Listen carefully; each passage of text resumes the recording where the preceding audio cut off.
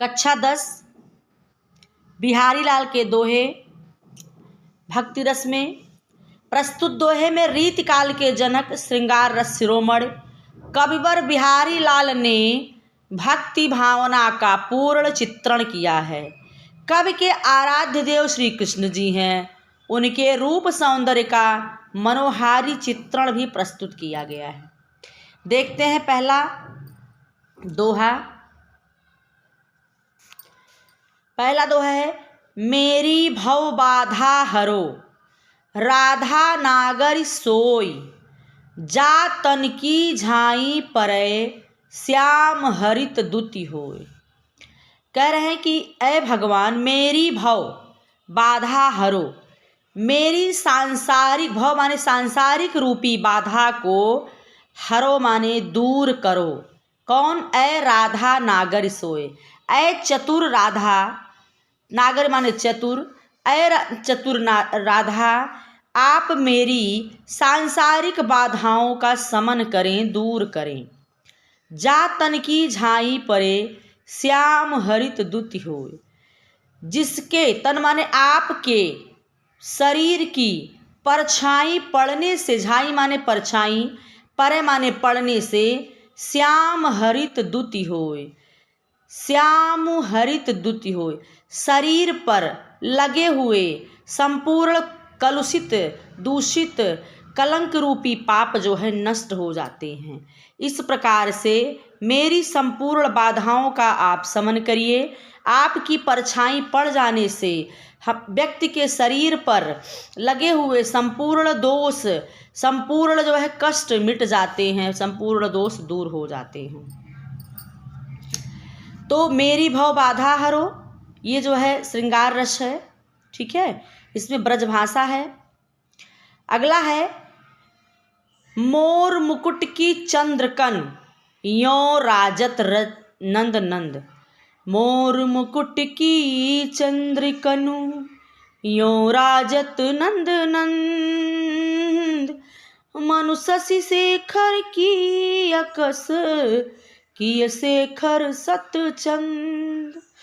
इसमें कह रहे हैं बिहारी जी कि मोर मुकुट की चंद्रकन, भगवान श्री कृष्ण के मस्तिष्क पर जो मोर का मुकुट लगा हुआ है उस पे ऐसा लग रहा है यों राजत नंद नंद, नंद के नंदन अर्थात भगवान श्री कृष्ण के सर पर जो मोर का मुकुट रखा हुआ है वो ऐसे लग रहा है जैसे चंद्रमा चमक रही हो। मनु शशि शेखर की अकस, ऐसा लग रहा है कि मानो शशि शेखर भगवान श्री शंकर जी के मस्तिष्क पर जो शेखर हैं, शेखर वाले मस्तिष्क पर शशि हैं कि अकस की परछाई की शेखर सत्संग, या तो ऐसा लग रहा है कि उनके सर पर भगवान शंकर जी के चंद्रमा के कंपटीशन में, उनके प्रतिस्पर्धा में सत माने 100 जो है चंद्रमा चमक रहे हैं।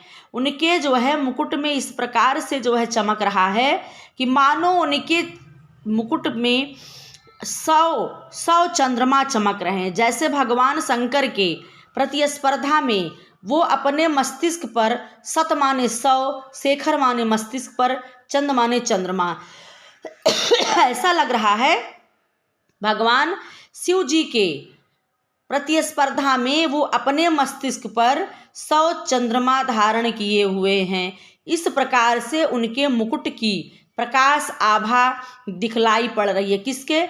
नंद के नंदन भक्त वत्सल भगवान श्री कृष्ण के, ठीक है।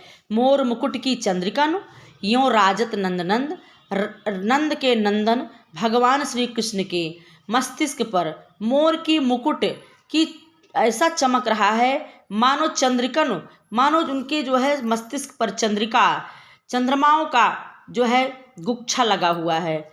मनु शशि शेखर की अकस, मानो ऐसा लग रहा है कि भगवान शंकर जी की परछाई या की माने गया शेखर सत्संग, शेखर के चंद्रशेखर मतलब भगवान शंकर जी के प्रतिस्पर्धा में वो अपने मस्तिष्क पर 100 चंद्रमा लगाए हुए हैं। इस प्रकार से उनके मुकुट की आभा दिखलाई पड़ रही है। तो इसमें भी जो है मन मानो जन्म जानो उत्प्रेक्षा अलंकार है और जो है श्रृंगार रस है, ब्रज भाषा का प्रयोग है, भक्ति काल की भक्ति की रचनाएं हैं। किसकी? बिहारी जी की। आइए तीसरा देखते हैं। ओढ़त सोहत ओढ़े पीठ पटु श्याम सलोने गात मनव नील मणि शैल पर आतप परे प्रभात।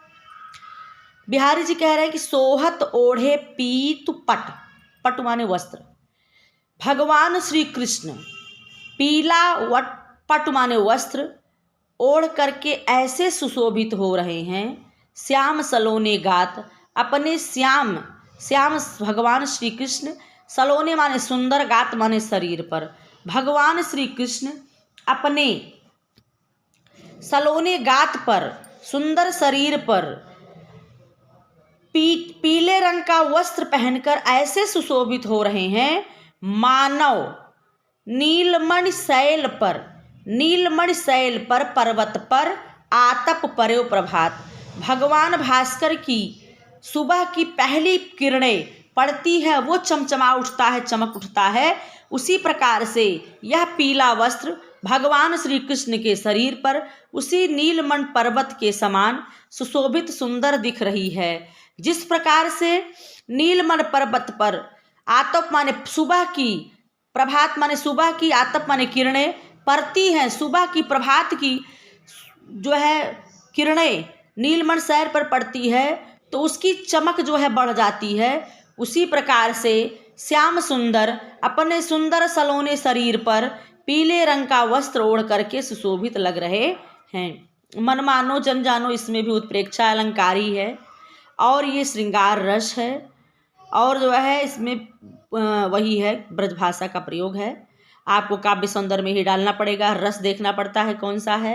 अलंकार मन उत्प्रेक्षा अलंकार है, रस जो है श्रृंगार रस है और ब्रजभाषा का प्रयोग है। ठीक है, आगे चौथा। अधर धरत हरि के परत ओट डीठ पट ज्योति हरित बासुकी बांसुरी इंद्रधनुष रंग होत।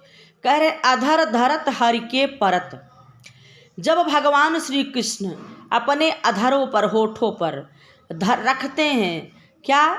ओठ दीठ पट ज्योति हरित बांस की।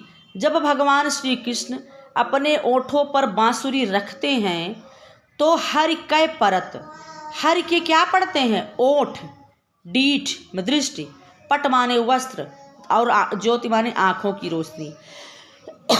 उनके जो है बांसुरी पर, उनके ओठ पर जब रखते हैं तो ओठ का प्रकाश और उनके दृष्टि का प्रकाश, उनके वस्त्र का प्रकाश, उनकी दिव्य आभा के शरीर के चमक का प्रकाश, ये जो है उनके बांसुरी पर पड़ता है तो ऐसा सुशोभित लगता है कि हरित बांस की बांसुरी, वह हरे रंग की बांसुरी ऐसी लगती है कि इंद्रधनुष रंग हो, जैसे इंद्रधनुष के रंग की तरह दिखलाई पड़ती है। जिस प्रकार से इंद्रधनुष के 7 कलर होते हैं, 7 रंग में दिखते हैं, उसी प्रकार से वह हरित रंग की बांसुरी भगवान श्री कृष्ण के अधरों पर रखते ही, धरते ही हरि के जब ओठ का प्रकाश पड़ता है, डीठ माने दृष्टि का पड़ता है, पट माने वस्त्र का पड़ता है और उनके शरीर की ज्योति आभा जब उस बांसुरी पर पड़ती है तो वह हरे रंग की बांसुरी इंद्रधनुष की तरह सुशोभित होने लगती है। तो इस प्रकार से ये जो है आपके 4 जो है दोहे बिहारी जी के आज की कक्षा में मैं बताऊंगी, जो कि बहुत महत्वपूर्ण है। मेरी भव बाधा हरो, इसकी संदर्भ सहित व्याख्या, संदर्भ सबका वही होगा। प्रस्तुत दोहा हिंदी बिहारी के भक्ति दोहे से लिया गया है, जिसके रचयिता श्री बिहारी लाल जी हैं। ठीक है, तो आपके संदर्भ वही रहेंगे। व्याख्या आपको देना होगा। एक तो मेरी भव बाधा हरो बहुत महत्वपूर्ण है परीक्षा की दृष्टि से। दूसरा सोहत ओढ़े पीठ पट, इसकी व्याख्या आप कर लीजिएगा, चूँकि इसीलिए बताया जाता है व्याख्या, जिससे कि आप इसको जो है अच्छे से अपने अपने शब्दों में, अपने भावों में कर लीजिए व्याख्या। व्याख्या जो है आता है 6 नंबर का, और ये रटने की चीज़ नहीं है, समझने की चीज़ है। तो आज की कक्षा में इतना ही। अगली कक्षा में बिहारी के बचे हुए दोहों को प्रस्तुत करूँगी, और आप लोग हमारे चैनल से जुड़े रहें। अगर आपका मेरा वीडियो आपको पसंद आया हो तो चैनल को लाइक करें, सब्सक्राइब करें और बच्चों तक शेयर करें। धन्यवाद।